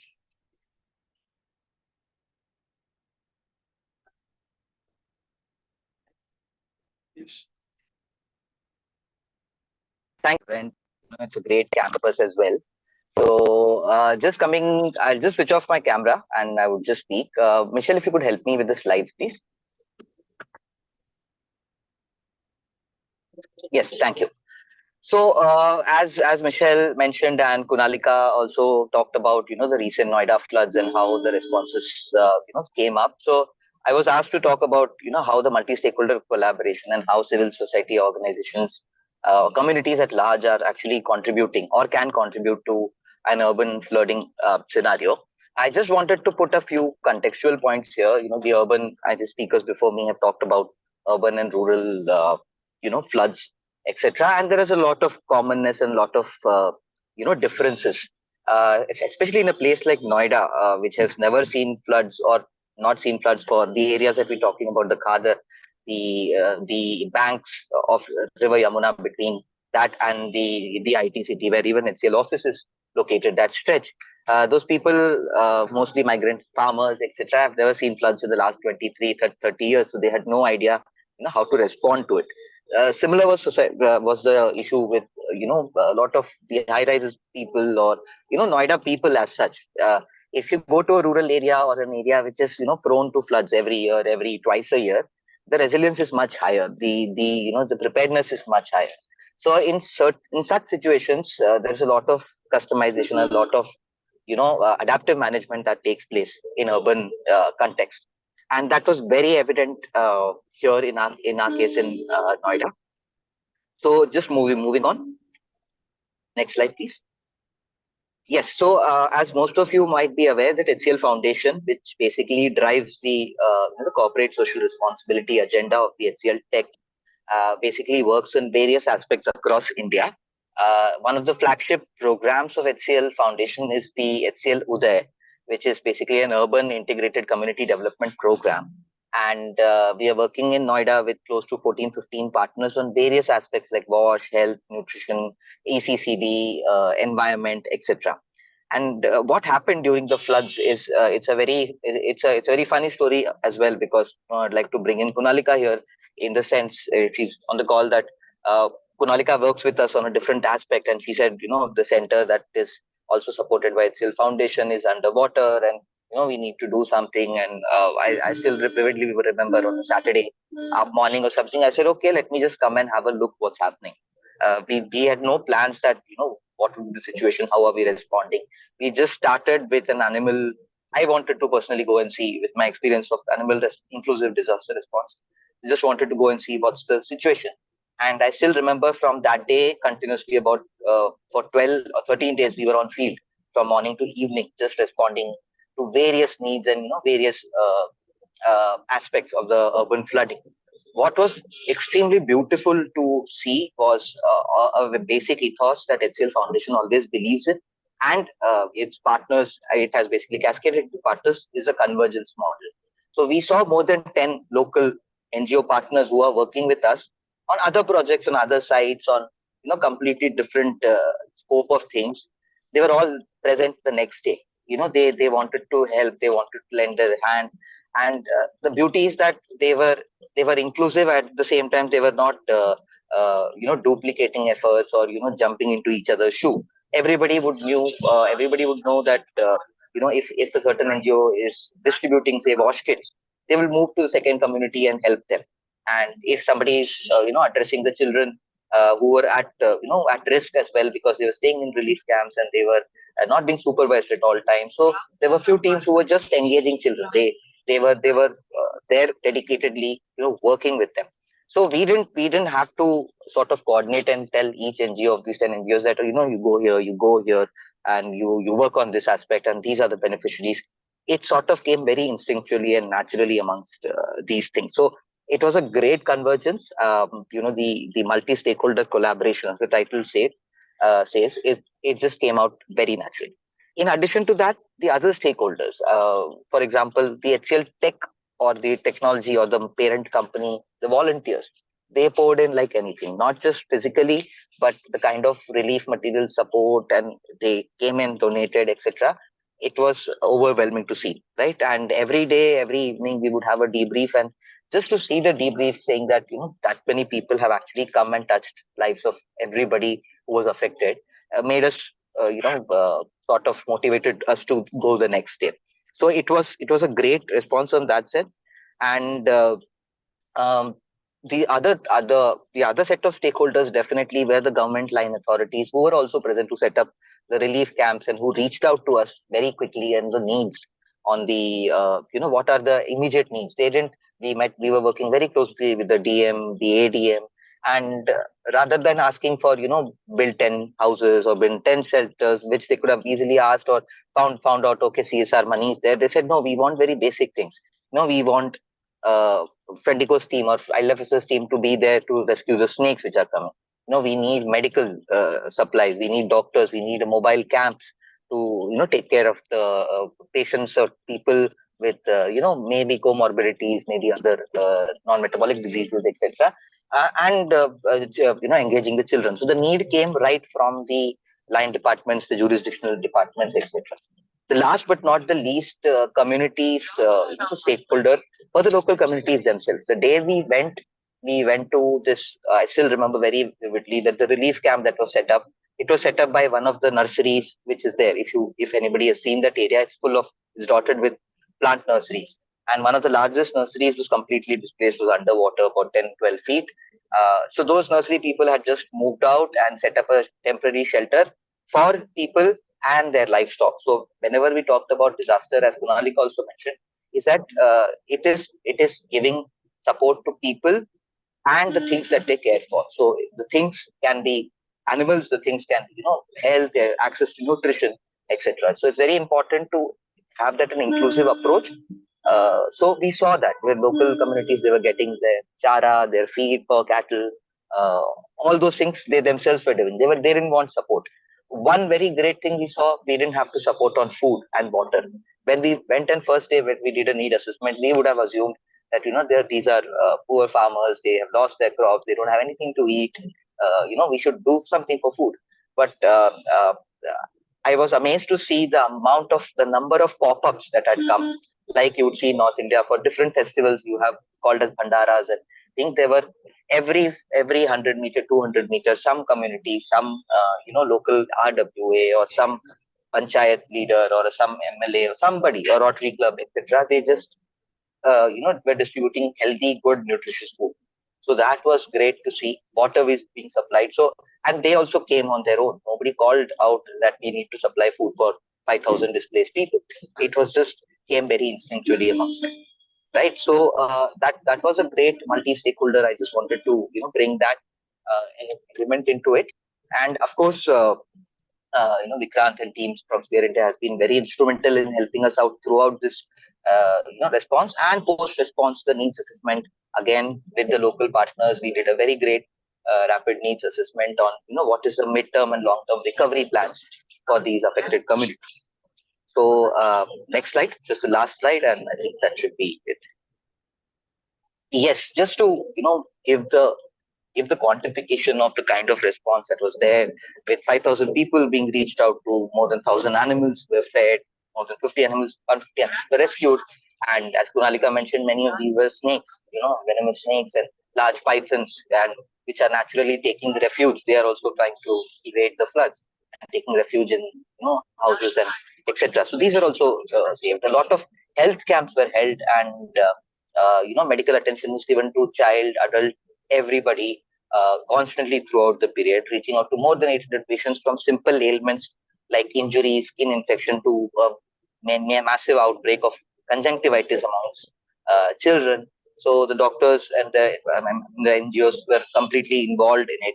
Definitely distribution of wash kits, simple basic things like soap, sanitary pads, etc. To really help the local community, and you can see some of the communities, very happy with the small support and small, assistance that they were given. So overall, it was a great learning experience, and it was a very great learning experience for me, that despite having worked in disaster for last 10 years, which was largely animal centric, this was my purely and human centric disaster response that I actually attended. And because Kunalika was completely dealing end-to-end the animal part of it, it was great learning, and hopefully, we are better prepared for next year, and for next time it comes, or any other location it comes. But yeah, that's all from my side. Thank you, and sorry for the disturbance. Thank you, Abhishek, to put forth, what entails, what goes on when we respond to a disaster. We think that, there's so much to it. So many things can be done. You really have to attend to that situation at that point of time, and what is it to be done, and who are to be protected. So it is very good that you could, we could hear from you, and you could share your experience. Thank you, Abhishek, for sharing experience. Now, I would request Dr. Chandrani. She had been decades. She's an alumnus from SPA Delhi, and decades she has worked in National Institute of Disaster Management, and has been in various capacities. She has worked in training and in reports, and having various studies. So I would request her to share her experience while she was in NIDM regarding flooding and the challenges and way forward. Over to you. Thank you, ma'am. I hope I'm audible. Yes. Apart from NIDM, I have been one of the earliest master trainers of Sphere also. So when Sphere was forming, very initial stages, I was a part of that committee also, and then later on attended the international training, international TOT, which made me a Sphere trainer. So it's doubly, exhilarating for me to be here, where Sphere is involved, and also an area is involved. And probably I should take this opportunity to also introduce Dr. Garima Agarwal. She's a senior consultant NID. And she's worked in this sector, infrastructure resilience, for quite some time. So when we talk of urban flooding, and it has been a very illuminating session, but there have been few things that kind of keep on popping at us, jumping at us from in various contexts. One is that, urban flooding, I don't know, when we call it a hazard, how far it is a hazard, because it is totally, mostly a function of the development that we undertake today, or yes, that we have undertaken yesterday, and what we actually reap today. So as we sow the development pattern, as we generate the development pattern, And so that is where the flooding in the later years and things like that happen. So the development, we need a rethink not only on the master plan and the other plans, we need a rethink on the entire development pattern that we are following in this country. I mean, when we are looking at infrastructure, we are looking at other planning aspects. We need to have a very comprehensive understanding or a look at what we are looking at in perhaps 10 years time. In that way, I always tell the students that as planning professionals, we are supposed to be visionaries. We have to envision as to what the city will have, and not every time will our cities be like we envision. So there has to be a certain flexibility also inserted into the plans. So that way, it is those of us who are development professionals, development planners, have perhaps a huge responsibility in terms of intervening in the process of development, which is safe, which is resilient. So very a very normal kind of anecdote would be, or an example would be, that I would not build a house for my where I intend my family to live to be unsafe. So it is always better to go in for the resilience. But the thing is that this is not something when we plan. It is not something we look at right now. Our approach is still very response centric. Much as I agree that response is extremely essential, but the approach has to be more balanced. I think we need to bring in more balance in terms of the approach that we are taking in terms of planning and development. So as far as the master planning process is concerned, or the other planning hierarchies are concerned, I think we need to look at, I'll just, probably not really agree wholeheartedly with Unni, because I would say that, we need to look at the entire planning process and not just the definition. The definition hardly makes any sense.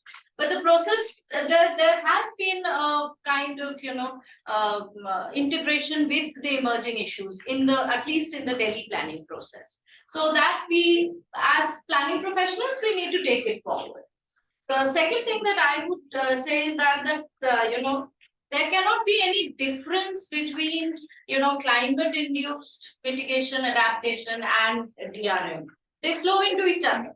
They just flow into each other. So let us not, go into that dichotomy of climate and the DRM part of it. So it is all climate-induced disasters, climate-induced, maybe poverty, climate-induced social disparities. So it can go any direction, and work is required. Very important critical work is required in terms of this. So the interconnected, what I want to submit is the interconnectedness between the climate and the DRM. Now, the main thing that we always talk about and kind of hit our head against the wall is that we have the policies, we have the documents, we have the plans, but we don't talk to each other. We don't talk to each other. Disaster management people sitting in Delhi, for example, sitting in civil lines, how far would they talk to perhaps PDA? How often? How often would they talk to even the Ministry or the Department of Social Justice? How often do they talk to TUSIP? Wherein we are talking, but then we are talking in terms of, global and the challenges in terms of leaving no one behind and all that.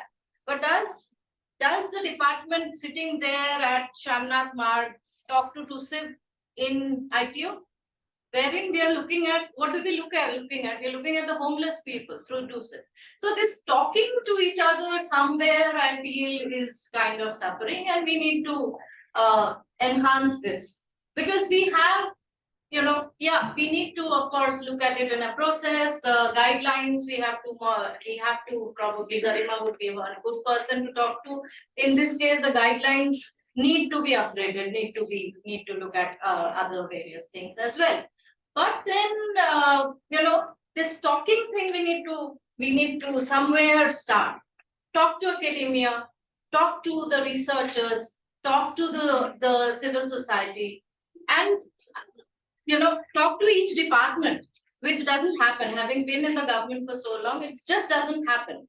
So this continuous way of coordination is something that we have always tried when we hit our heads against it. But somewhere, I feel that this kind of coordination is very, very important if we want to take it forward. Otherwise, where we are doing well in our own little silos. I mean, fine, that's fine. But then we should not wait for a disaster to happen to talk to each other. This is my, submission to perhaps this office gather. So that's about it. Thank you very much. Thank you, Dr. And before we open it up, we know that urban flooding has brought in, there are so many terminologies which have come. And with these terminologies have also come in, refugees, which has come because of flooding. So a new dimensions, new areas, new concerns, new challenges rather. Challenges are always, which are different sort of challenges are coming up. So I would, and in fact, one is now there's research is going on the displacement part of it, and who are getting displaced and for becoming refugees, not just by war, but by maybe flooding and by climate and that. So these sort of new challenges which are coming. So I would open up now the floor, and we can have whoever has any question, and we can discuss maybe some points we can discuss. So if anybody has something to say, we can discuss it. But I think we will schedule the time, because the tea would otherwise the tea would get cold. So if anybody has to say something, maybe or yes, please. I'll try to relate to the good example that we have as of now. We Please have introduce yourself. Yeah, my name is Srinivas Naik. I'm a student professor in our planning department. So I'll start off with a good example with reference to our constitution, that we have legislation, we have judiciary, we have executive, and the whole concept is to keep a check on each other.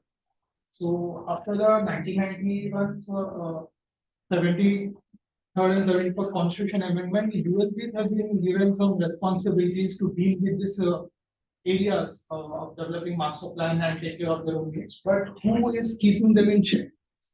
Who is which responsibility if the ULBs fail to incorporate the development works in the master plan or so on? Who will keep in check? The institutes are here toothless. They do not have anything to hold on. So they should be made the watchdogs by making periodically publishing reports on certain things, and they should be given extensive resource allocation in terms of making new softwares available. The open domain software are just not good enough. Either the RGIS does not give us 3D modeling, real-time analysis. And my recent observation in the last 3 years, we have been a period of La Nino effect, which over the monsoon region we receive excessive rainfall in this period, and in this period only we have observed that Hyderabad has experienced flood despite being a Deccan plateau, which has not been experienced last 50 years. Himachal Pradesh has experienced rainfall highest in last 40 years. Beijing did in 140 years, and day before yesterday, Libya has experienced a rainfall of the last 50 years, and which has resulted into deaths of more than 5,000 people. And such examples are resultant of the climate change. So we have to take certain steps in this building the academic, because we truly believe the institutions are the wisdom and knowledge radiates from the institute. So they should be given some tools from a legislation point of view, given some extra watchdog duty over certain zone allocations and making yearly report publishing in certain. So there is a check on the ULPs in terms of areas to be worked upon. This is my submission. And just the last quote, that institutes are like the Nostradamus of the modern time. They predict that what is could go wrong, and the one key observation is the responsive observation which we have observed was when inquired that what was the reason that we have failed to accommodate all these measures, well, unprecedented rainfall, the capacity building was not up to the mark. So the rainfalls are very much beyond the conventional capacity. So we should take the maximum scenarios of this rainfall, which is here much beyond the carrying capacity, and the plan should be made accordingly. This is my submission. Thank you very much. Thank you so much, Nicholas. I would request Dr. Ghosh. Myself, Dr. Nicola Agarwal, I am from NIT. I've been working in this field for last 20 years now. Actually, I started my career in 2018, and then lately I joined Ministry of Home Affairs, and I was supporting the implementation of disaster risk management programs in the country. And just before 2 years, I joined the Institute of Disaster Management as senior consultant and then senior infrastructure division. So fortunately, I've been working in the Delhi government with the Ministry of Home Affairs, with the UN agencies, and now in NIDF. So having amalgamation of experience of all the fields from local to, you can say, international levels. So maybe through that experience, I can maybe share away some light on certain points. I'm a urban planner as well from CEPT. If we look at how urbanization and how the urban cities have grown over the years, it's like the ancient cities are also built around the rivers. So rivers have been, the important vital resource around which our major main cities are, have grown over and overgrown over the time periods, and that's how the industrialization and urbanization took place.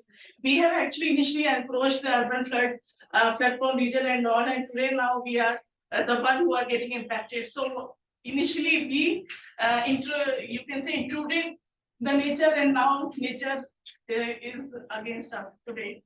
So that is how this Delhi flood when happened. It was looked at in that way only, that we initially we have been over construction over the years. Even the new development like Akshardham, Asian villages, Commonwealth villages, and such kind of India Gate areas, and even the Bharat Mandapam, all these new development have again planned in such areas which are again flood prone. So this is how our planning is. We have been talking about development plans. We talk about the master plan of Delhi also. But if you see whatever plan it is, how much it gets implemented in reality, that is the question. If you see master plan, development plan of Mumbai, there was a study I was going through, and I got to know that hardly 20 to 30% of that plan actually gets implemented on the ground.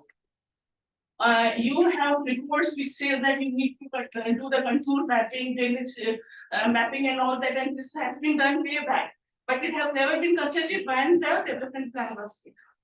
So this is how even in the master plan also there are so many micro-spatial studies have been done for Delhi as well. But do we consult those studies while making a master plan? So these are, very critical areas and critical questions.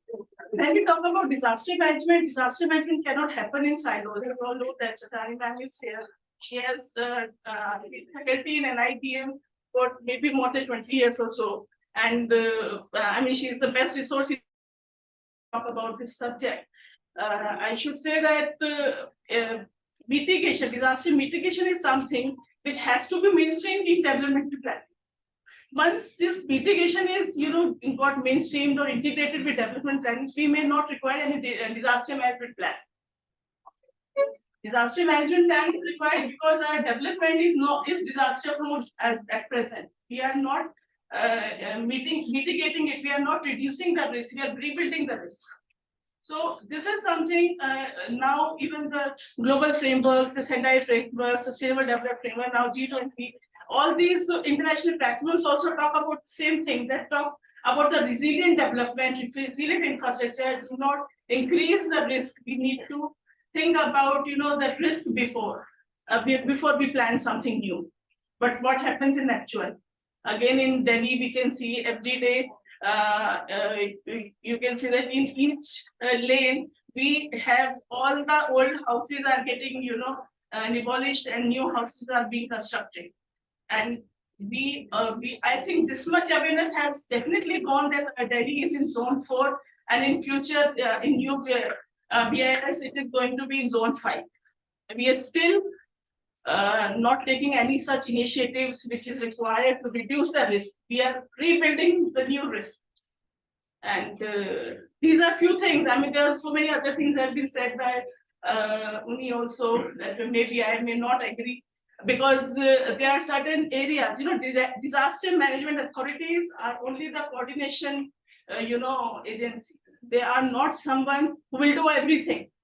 If you see the composition of disaster management authority in a state, in a district, at a national level, they are only a platform to provide a multi-stakeholder consultation and to come out with some solutions. It doesn't have only, some bureaucratic people in that. It also has political people, academic people, also NGO sector, to involve them and to bring them to a stage where they can discuss and come out with new strategies. Another issue with the government is that they are always overburdened with the work, and such kind of practices, take the back. So here the role of community is also very, very important. We think that community's role is after a disaster. No, even they are the important stakeholder. They are the one who are building the risk. How many times they think about their houses when they build their own houses? They are responsible at least to build their own houses. We do not do that. So these are the small, some areas where we really need to look at it. Awareness generation is important, not only for the post-disaster situation, but also how to reduce the risk of our own. So this awareness is also very much important. I think disaster management authorities are doing a lot of work now after the 15th Finance Commission. Disaster risk management funding has been introduced, which was earlier only for the response funding, but now mitigation funding. 20% of that fund is for the mitigation funding, and a special fund has been made for fire safety. For urban flooding, we have 7 cities which have been identified where we will have, we have delineated like 100 crores for the big cities and 50 crores for the small cities, so that they come up with their own urban flooding management plans, like Chennai, Mumbai, Bangalore, all those important Ahmedabad. So such cities, they have given the funding for building their own, but what is the problem? The states will not come out with their own, plans, the proper projects, and they will not get implemented, then the money will also lapse. So actually at every level, at every stage, each department, each stakeholder has to work for, risk reduction, risk management, risk mitigation. And then I think this problem can be sorted out, because implementation again remains a challenge. We plan for, a lot of things we plan, but on the ground, we actually fail to implement what we have planned. So as a planner and as having experience in this field, I would say only this much. I was actually just being sent by my organization to go and attend this program. I was not fully aware about this. So maybe in that short notice, I can say that. Thank you. Thank you. But in fact, microzonation is we see the map of IMD. Who's doing the microzonation? The IMD is doing. Has the planners, any planner come out with a microzonation map? So cities lack this. I mean, if we have to do something, we require information on which we will act. And do we really need city DM plans? We need our development plans having city DM plan in it. And like we are become modern day Kalidas. We are cutting the branches on which we are sitting. So, is anybody else have to say anything? Otherwise, I just wanted to make a small comment example. Sometimes on master plans, for instance, so of course the struggle is also to have things in the plan and also to get it implemented. That's the genuine sort of struggle. But right now, what is happening, at least in most of the cities, I'm not generalizing, I'm not specifically talking about Delhi or anything. I can talk about it. But the fact that master plans, the way they exist, the way they are prepared, and master plans only being one example, and the way they are being also undermined. So there are so many plans. and very soon you will have climate action plans. Many cities have started with it. So climate action plan will be the next smart city, which will override all master plans. So just to taking the example that ma'am has just given, look at Delhi draft 2041. How many times does it talk about urban flooding? How many times does it refer to the disaster management plan, the flooding plan? Very, very less. Absolutely very, very less. Why? Because all these documents are there in the public domain. Very smart people are doing it, but we know sometimes after the very smart people who are in, let's say NIUA, they do it, but it eventually goes to the state, goes to the planning agency, and they take it up. They don't take it. Of course, it goes to very, very smart people also. Absolutely. Who are going to finalize it. Absolutely. So the biggest struggle is that are we making the right plans? Are we making is the process good? But for sometimes people like us who are working with communities who are wanting just to be represented in those maps. You know, like if you are informal settlement, our struggle was how do we get at least mentioned in those draft master plans, those draft land use plans, so that those plans cannot be used to evict us. That is the different struggle that is happening at one point. Implementation for all good reasons we all know does take a sort of it doesn't get the attention, but sometimes some plans are better not implemented, and some of our master plans are sadly bad at this stage. That also I have to like. In fact, Dr. Chandrani was talking about whether people, whether we speak, organizations speak to it. Does the act speak to each other? The Town Planning Act, the Disaster Management Act, they are all under those acts. Different plans are being. So does the act speak to each other? So somewhere the convergence. I think what we require is to converge and come up and where everybody's role. So convergence is, I somehow feel that we need to converge some. If there's if there's nothing, then no other comments, then I would request Michelle Sphere India to give a vote. Thank you, Professor Sanjukta, for moderating the session, and thank you to all the online and offline participants. I invite my colleague Hepzibah to give a brief overview. Thank you, everyone. Thank you. And as we conclude this insightful session on urban flooding, the challenges and the way forward, I would like to extend my heartfelt gratitude to all the speakers, facilitators, and all the SPA students who have joined in for this session. And first and foremost, a big thank you to the dean, Mr. Dr. Sanjay Gupta and Professor Dr. Meenakshi Dhurte and Professor Dr. Sanjukta Bhadri for coordinating today's session. And I would also like to express all the speakers who were present with us, especially Professor Anil Gupta, who joined us from Bonn, and Ms. Paramita from NIUA, and Mr. Arvind Unni from IGSSS, Mr. Abhishek Narayan from HCL Foundation, and Ms. Kunalika Singh, and also other guest faculty from SPA Delhi, Dr. Chandrani, and Miss Dr. Garima, who has also joined us. So all of them have contributed to today's discussion for making it more insightful, especially on enlightening us on wash flooding and the challenges around urban flooding, especially to create more community resilience. And as a way forward, we would be coming out with an outcome document. That is what we would like to propose, ma'am. And along with SPA, we would definitely like to circulate it in the public platform so that it can be a good document to refer to and maybe taken forward with other organizations who are working, especially in the policy domain. With NIDM and NIU and all the agencies who can also maybe refer to it in as a future action from the convergence point of view, as we were referring to. And lastly, a sincere thanks to the Sphere India team who has been managing and coordinating.